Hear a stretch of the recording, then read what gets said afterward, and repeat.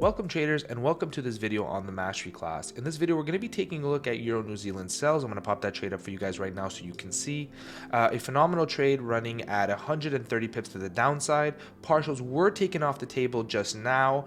This trade was taken yesterday during New York session. We're going to break down that trade for you guys right now so you can see. Taking a look at my left hand corner, which is my daily time frame, you can see that price is and has been in a minor uptrending market since April 2022.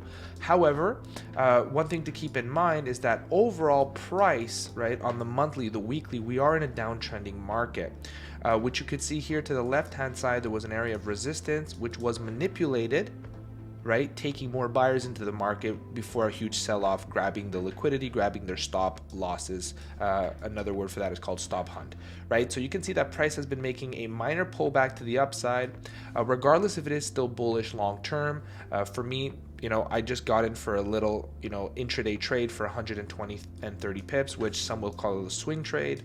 You can see here that grabbing my line chart from the swing high to the previous swing low, I grabbed a fib, which gave me a phenomenal area of resistance, which will be the 71 fib, as well as that 62 dynamic confluence zone, because I said it multiple times that a resistance is not a specific price or a line, right? It is a zone. Otherwise the markets would be too easy due to the fact that it needs to grab liquidity in a certain area of ranging prices, right?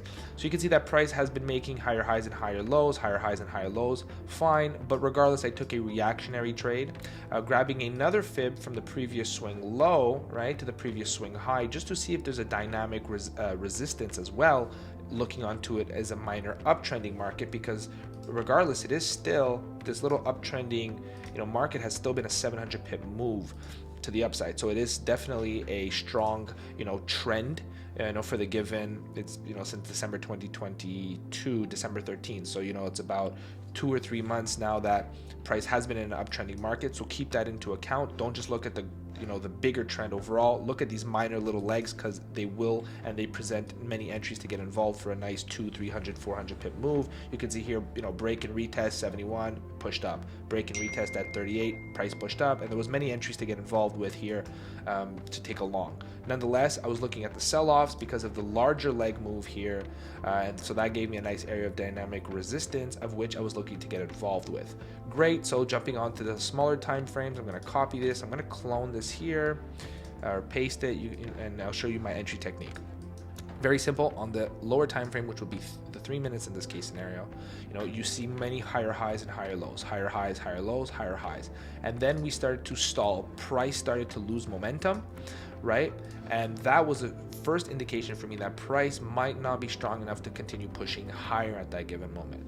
Nonetheless, you don't just enter on a sell. You need to see some sort of lower time frame reaction. You need to see some sort of lower time frames confirmation in order to get involved into a sell position. Otherwise, price could have simply just, if you had no confirmation, which I'll show you here in a second, price could have simply just made higher highs and higher lows and burst through that level, which sometimes, in some case scenarios, it does during a strong bullish daily run. And you can see here it is still a strong bullish run. We've been running for 700 pips now for about 2 months, so there is some area and room, but that daily resistance was a major one for a nice reactionary trade for 120, 130 pip move, of which I got involved with.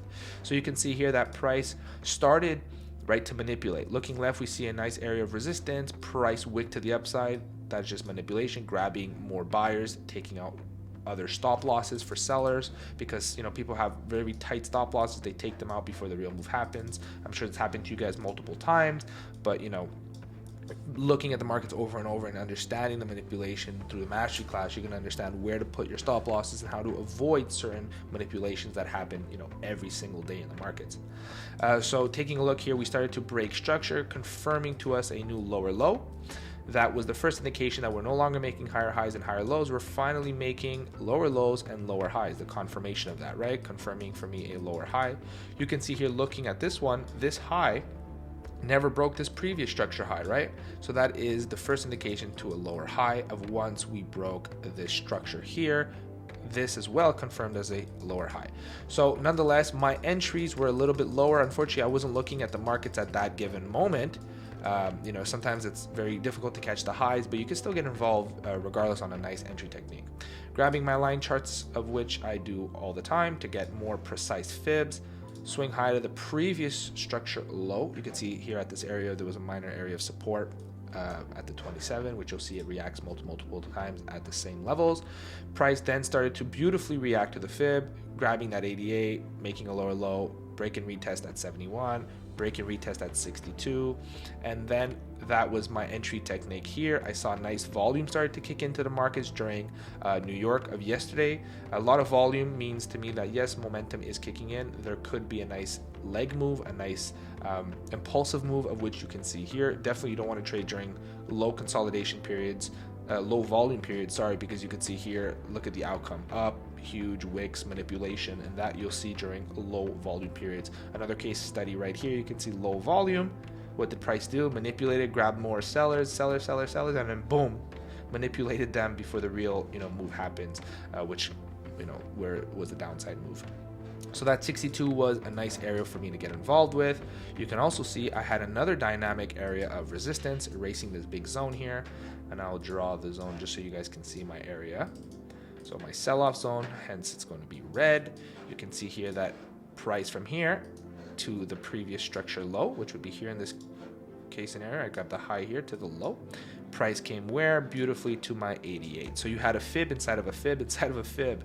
So you'll see that a lot for very amazing, precise entries. Confluence at that 88, my entry. Even though it was a break and retest 62, I could have re-entered, but I didn't in that case scenario. Price, made a phenomenal 5-to-1 risk to reward trade. My entry was here, stops just above the highs here for about 21 pips. Take profits at that negative 27, and that gave me about 120 pips to the downside.